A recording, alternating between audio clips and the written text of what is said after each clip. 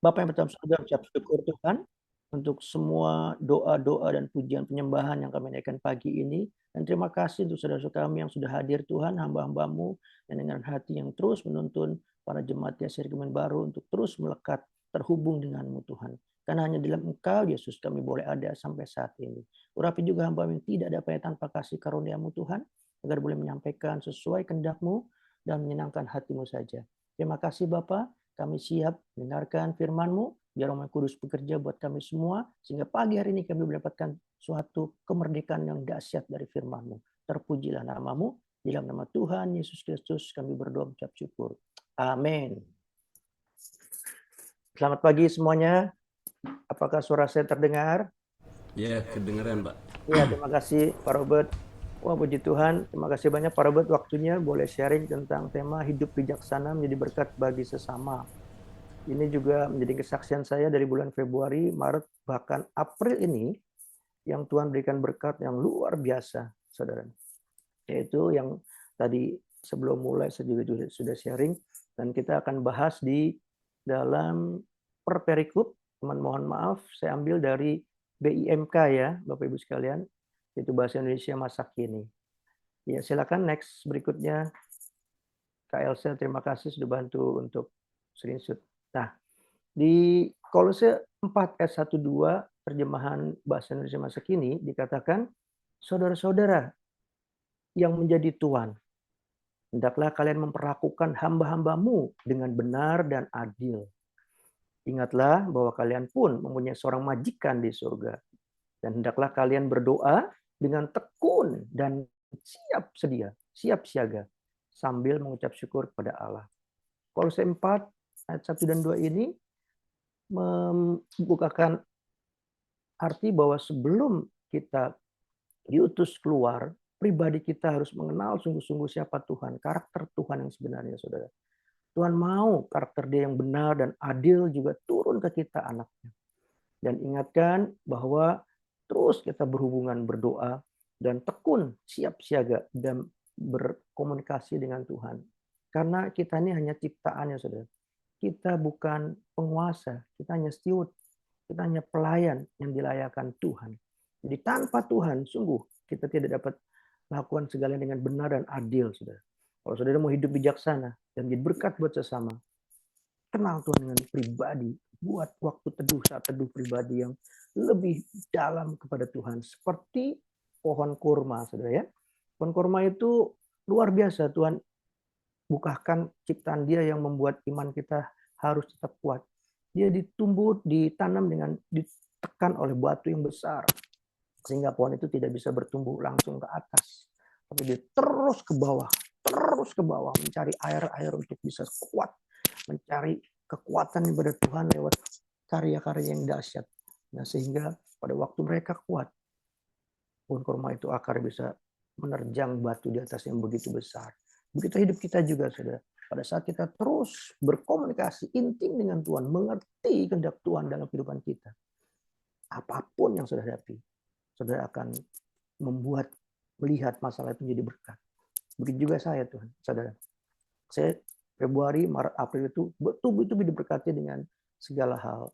Februari istri saya jatuh dan dia ada diabetes sehingga lukanya tidak bisa sembuh dan mendapat dokter yang juga salah perawatannya sehingga menjadi busuk. Istri saya takut dipotong, ya akhirnya kita doa, saudara sekali lagi doa, kita dapat second opinion ke dokter yang lain untuk mengerti bahwa luka itu tidak boleh dibungkus dengan rapat agar tidak busuk sehingga akhirnya sembuh dalam nama Yesus.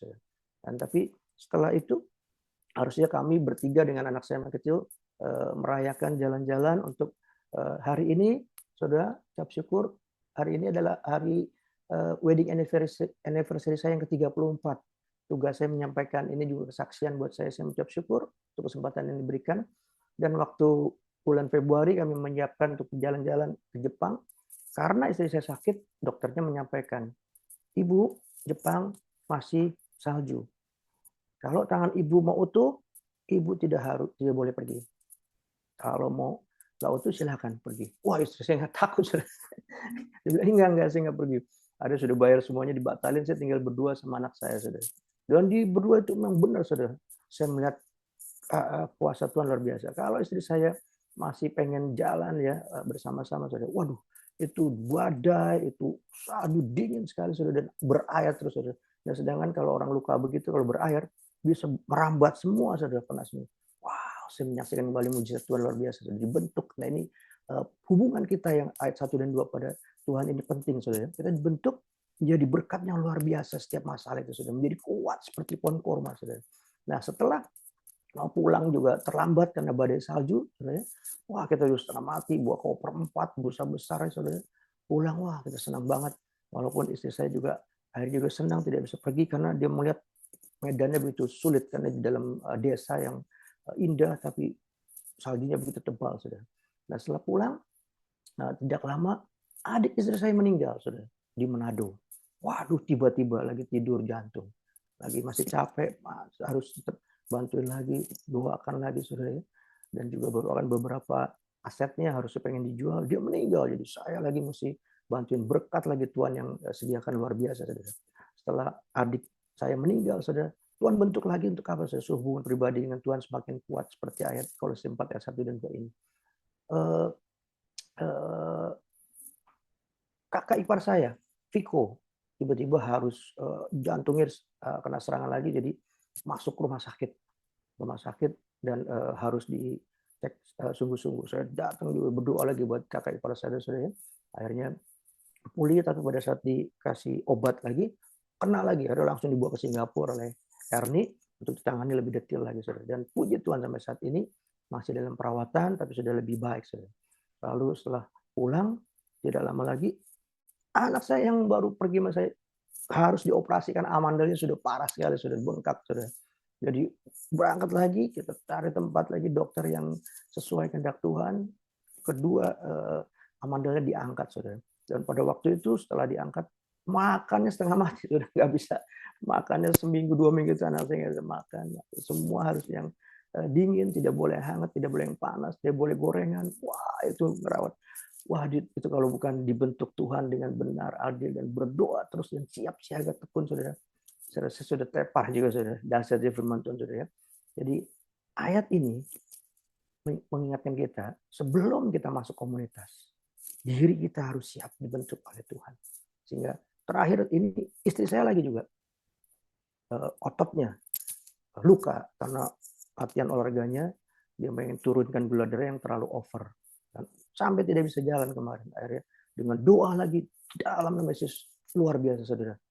Dapat dokter yang tepat dan baik sekali, anak Tuhan juga. Akhirnya juga pulih sampai saat ini sedang perawatan, saudara. Jadi Tuhan sedang bentuk pada saat kita mau sungguh-sungguh datang kepada Tuhan. Dan menjadi bijaksana dan berkat buat banyak orang, saudara. Apakah saudara siap? Tidak enak, saudara. Tapi pada saat saudara fokus kepada Tuhan Yesus, fokus pada janjinya, wow, saudara akan lihat hal-hal yang dahsyat. Next, Elsa. Elsa, bisa next slide-nya? Iya. Nah, slide berikut adalah Kolose 3 ayat 4. Pada saat kita siap dibentuk oleh Tuhan, baru kita akan dipertemukan dengan orang-orang komunitas orang percaya. Dan kita saling mendoakan. Di situ maka disampaikan, berdoa lagi untuk kami, supaya Allah memberikan kami kesempatan yang baik. Kita harus menopang, seperti tadi kita doakan hamba-hamba Tuhan, majelis, seluruh karyawan gereja, seluruh kebaktian, sesama seiman, kita saling menguatkan agar kesempatan baik yang menyebarkan berita tentang rahasia Kristus bisa disampaikan oleh anak Tuhan. Karena hal itulah, maka kita sekarang saling berdoa, saling mendoakan. Bahkan dalam keadaan sengsara bagaimanapun, kita tetap harus saling menguatkan, saudara, ya. Berdoa supaya dapat menjelaskan rahasia itu sejelas-jelasnya sebagaimana mesti. Jadi masuk komunitas orang-orang percaya, saudara. Supaya Tuhan menciptakan tidak pernah hidup sendirian, saudara. Jangan sampai saudara tidak punya komunitas orang-orang percaya, saudara. Jangan, saudara. Karena Tuhan tidak pernah menciptakan seseorang untuk hidup sendiri. Di kantor saya ada seorang ibu yang hidup sendiri, saudara. Saya berapa kali berdoa dan sampaikan pada ibu ikut persekutuan di tempat di mana ibu dekat sama ibu. Saya kirimin yang kemarin juga pas kasih kentong, dia bilang, aduh saya nggak bisa. Kalau banyak orang saya pusing. Gitu. Bu, percayalah, Tuhan pengen ibu punya banyak teman, sharing tentang apa yang Tuhan buat dalam kehidupan ibu. Ibu nggak bisa sendirian. Kalau sendirian ibu akan nggak kuat, akan nggak ngelihat karya Tuhan yang besar masuk di dalam komunitas orang-orang percaya. Dia tetap nggak mau, saudara. Saya hanya bisa doakan. Biar Roh Kudus yang bekerja, kita tidak bisa memaksa orang, saudara. Tapi terus ingatkan ibu itu. Dia kasihan sekali, saudara, ibu yang di kantor saya itu. Dia punya anak, dia dilahirkan di Amerika, dia rindu pada waktu besarnya anak itu membawa dia ke Amerika. Karena pada waktu dia hamil anaknya di Amerika, anaknya menjadi warga negara Amerika. Nah, kalau mau bawa ibunya, anaknya harus kasih surat bahwa ibunya itu di dalam tanggungan dia. Tapi anaknya lupa, saudara. Setelah ketemu di sana dan sudah besar, dia nggak berani karena dia bilang dia belum siap bawa ibunya. Coba bayangin, saudara. Ibunya melahirkan berat-berat di Amerika, jadi jauh sekarang jarak. Suaminya juga sudah meninggal, ibu ini. Jadi ibunya sendirian, saudara. Nah, saudara saya juga pernah nolongin teman saya, dia juga sendirian. Dia tidak punya teman, ketiban pohon di motor, koma, nggak punya organisasi. Kita semua bergerak bantu tolong sampai semuanya berjalan lancar, termasuk hutang-hutang terbayar, sudah dahsyat, saudara. Jadi Tuhan pingin setelah kita mengerti apa tujuan hidup kita yang Tuhan bentuk lewat semua masalah, semua berkat rohani yang membuat kita kuat seperti pohon korma, masuklah kita ke dalam komunitas orang-orang percaya. Biasa baru dalam wadah yang saat ini kita berdua bersama. Sehingga kita boleh semakin dikuatkan. Besi menajamkan besi, manusia menajamkan bersamanya. Karena kalau saudara sudah mengenal Tuhan, tidak pernah mau bersekutu dengan orang percaya, bagaimana bisa tahu perkembangan kesabaran sampai penguasaan diri saudara? Karena kita diasah oleh sesama manusia yang berlainan karakternya, tetapi ciptaan Tuhan juga. Saudara mesti bertumbuh dalam hubungan sesama ke arah fokus kepada Tuhan Yesus. Next slide. Setelah itu, nah, ayat yang berikutnya dari Kolose 4 ayat 5 dan 6, setelah kita melihat bagaimana karya Tuhan di dalam hubungan kita dengan sesama itu semakin meningkat. Di Kolose 4 ayat 5 dan 6, di dalam hubungan kalian dengan orang-orang yang tidak percaya. Nah, ini orang-orang yang belum mengenal Tuhan. Kita juga mesti berhubungan, saudara. Ya, karena apa? Karena terang, percuma kalau tinggal di sama terang. Nggak kelihatan, saudara. Tuhannya nggak kelihatan. Tuh, kamu bisa begini seperti apa? Ya, saudara. Jadi terang bisa juga ada di dalam orang-orang yang belum percaya, Tuhan. Supaya kelihatan dan Tuhan yang dimuliakan, ditinggikan, bukan kita, saudara. Nah, dikatakan juga, hendaklah kalian hidup bijaksana. Nah, hidup semakin bijaksana di tengah-tengah orang yang tidak kenal Tuhan. Memakai setiap kesempatan dengan sebaik-baiknya. Setiap bertemu dengan komunitas yang belum mengenal Tuhan, pakai sudah kesempatan sebaik-baiknya. Untuk apa? Untuk menyatakan kemuliaan Tuhan, menyatakan kasih Tuhan, menyatakan kebesaran Tuhan dengan luar biasa, saudara. Hal-hal yang kalian ucapkan selalu menyenangkan dan menarik. Jangan menghakimi orang, tapi firman Tuhan katakan ucapkan selalu menyenangkan dan menarik buat orang yang belum mengenal Tuhan, saudara.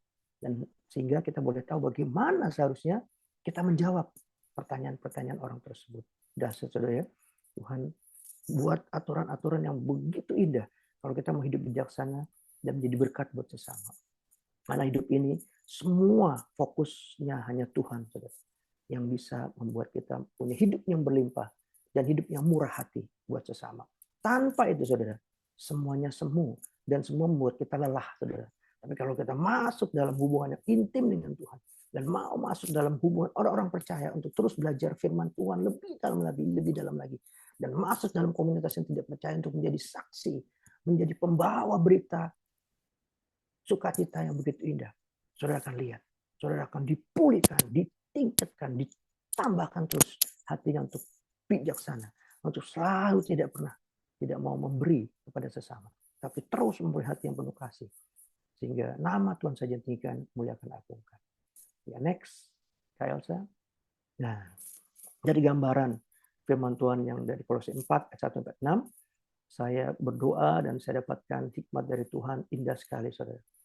Yang pertama, hubungan kita dengan Kristus, Tuhan minta sungguh-sungguh mengenal karakter Kristus yang maha kasih, maha adil, maha benar, agar kita boleh layak diutus ke komunitas orang-orang percaya.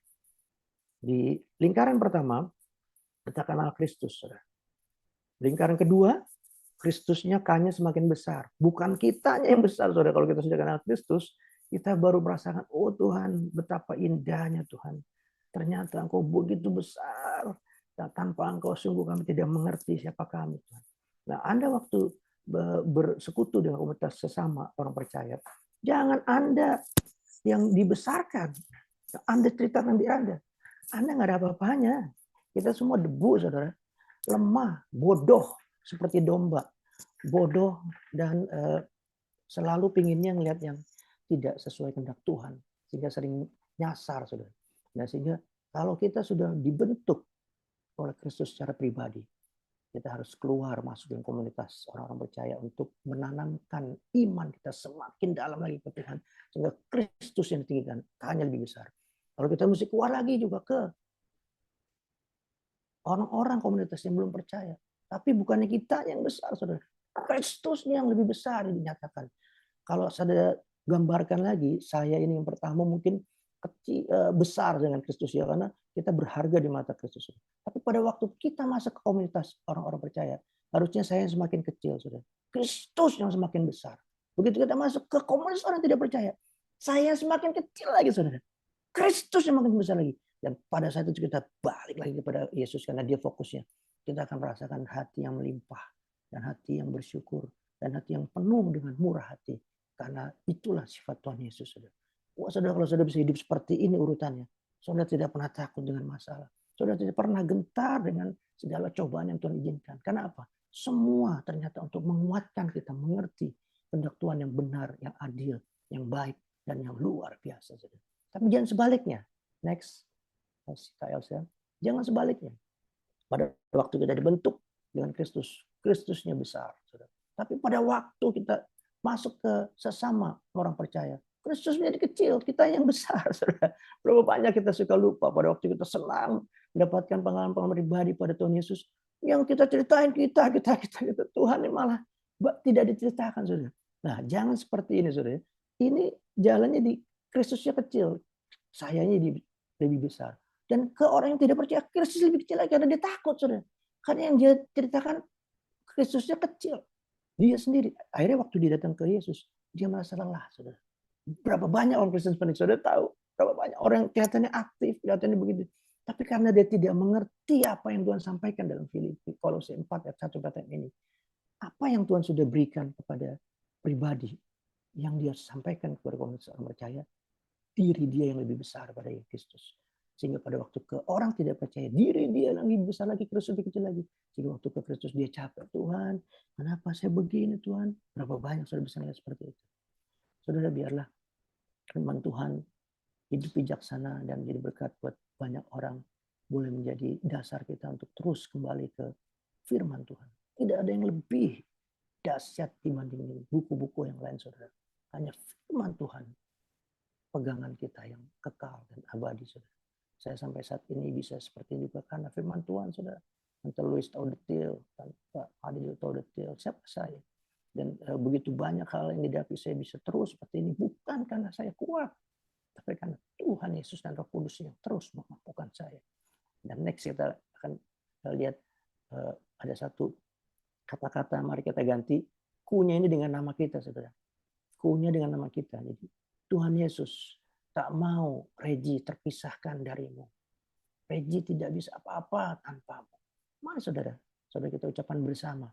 Sebelum kita menyanyikan satu lagu yang tadi diputar oleh Pastis tentang terhubung. Kita nyanyikan sama-sama. Tuhan Yesus tak mau Regi terpisahkan darimu. Regi tak bisa apa-apa tanpamu.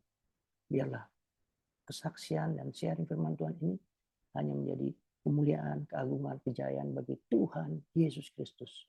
Juru selamat satu-satunya yang begitu besar, begitu setia, begitu luar biasa, begitu adil. Sehingga kita boleh menjadi berkat buat banyak orang. Silakan dipencet yang panah ini, Kak Elsa. Panahnya Kak Elsa. Ini adalah lagu yang terhubung tadi. Panah ini. Ya. Biar lagu ini boleh menjadi kekuatan iman kita. Iklannya di iklannya. Ini iklan. Ya, lewati dulu.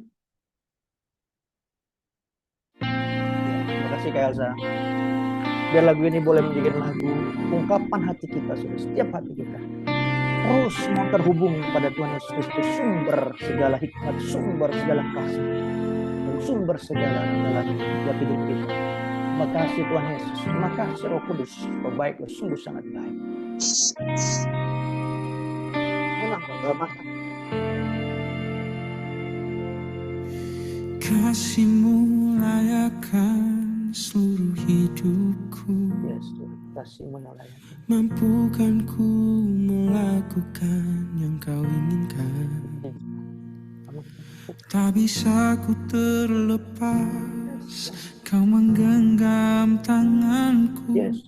Ingin lebih mengenal pribadi-Mu. Yes, Tuhan. Lebih dalam. Amin. Ku terhubung denganmu,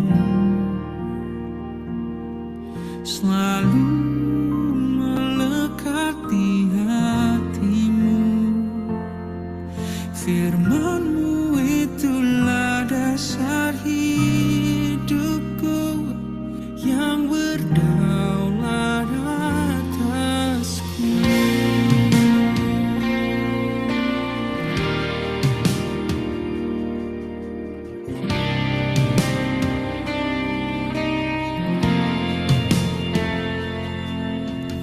Kasih-Mu layakan seluruh hidupku. Mampukan ku melakukan yang Kau inginkan. Tak bisa ku terlepas, Kau menggenggam tanganku. Ingin lebih mengenal pribadi-Mu. Ku terhubung denganmu, selalu melekati hatimu. Firman-Mu itulah dasar hidupku, yang berdaulat atas. Ku terhubung denganmu, selalu melekati hatimu. Firman-Mu itulah dasar hidupku, yang berdaulat atasku.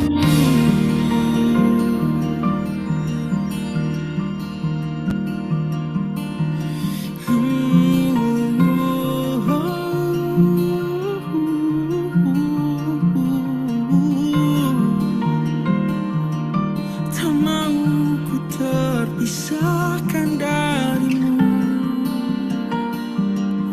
Aku tak bisa apa-apa tanpa-Mu.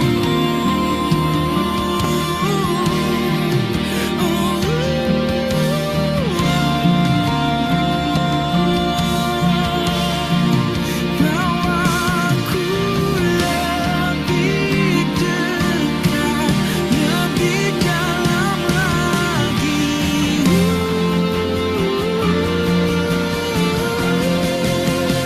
Ku terhubung denganmu, Tuhan, selalu melekati hatimu.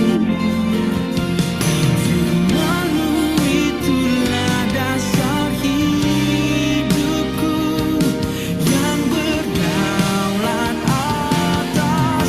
Ku terhubung denganmu, selalu melekati hatimu.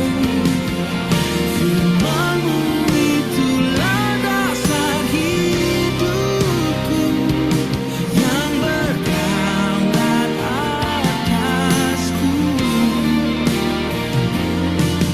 Firman-Mu itulah dasar hidupku, yang berdaulat atasku.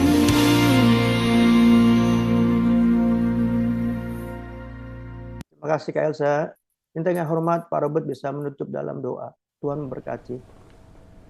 Baik, mari kita berdoa. Tuhan Allah Bapa di surga, kami sungguh hanya dapat bergantung kepada kuasa kasih anugerah-Mu yang limpah. Engkau adalah pribadi yang sangat mengasihi kami, yang sudah menebus dosa kami, yang sudah menyelamatkan kami dan tidak pernah membiarkan kami, tidak pernah meninggalkan kami. Terima kasih Bapa, untuk pagi ini kami boleh berdoa bersama dan juga kami boleh mendengarkan kebenaran firman-Mu dan refleksi kebenaran firman-Mu melalui Pak Regianto yang sudah Tuhan pakai menyampaikan firman-Mu. Biarlah kami betul-betul memahami dan mendalami kebenaran firman-Mu yang sudah kami dengarkan, agar bukan diri kami yang kami tampilkan dan kami tonjolkan di hadapan orang, bahkan ketika kami berhadapan dengan orang banyak, supaya kiranya Kristus yang makin ditinggikan, Kristus yang dikultuskan dalam hidup kami, dalam gereja-Mu ya Tuhan. Bukan manusia yang pantas dikultuskan, hanya Tuhan. Kami bukan siapa-siapa. Tuhan yang mengaruniakan kepada kami pengampunan, penebusan, dijadikan anak-anak Tuhan.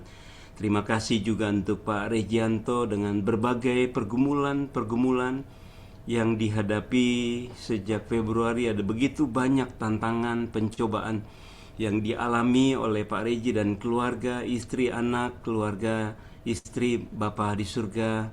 Kami berdoa Tuhan berkati Pak Regi melalui berbagai pengalaman-pengalaman hidup bersama dengan Tuhan. Tuhan tidak pernah membiarkan mereka, Tuhan tidak pernah meninggalkan mereka, dan kami berdoa Tuhan jaga, lindungi mereka, hibur mereka, karena juga adik dari Bu Jeti yang meninggal. Tuhan hibur keluarga masih dalam duka saat ini yang sakit, baik istri Pak Regi, juga kakak dari istri, anak dari Pak Regi, bahkan kakak dari Pak Regi sendiri yang saat ini juga sedang dalam keadaan sakit. Tuhan pelihara mereka, lindungi mereka, sertai mereka Bapa. Beri kekuatan iman dari Tuhan, dan mereka senantiasa melihat, memandang kepada Kristus yang adalah gembala pemelihara kami semua.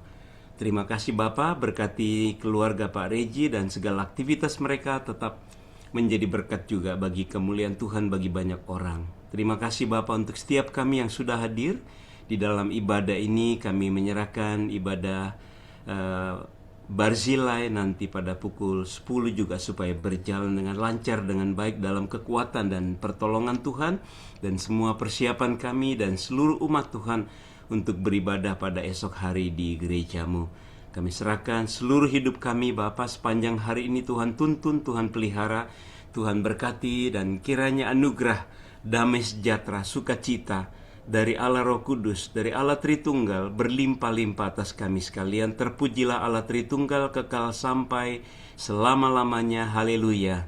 Amin. Amin.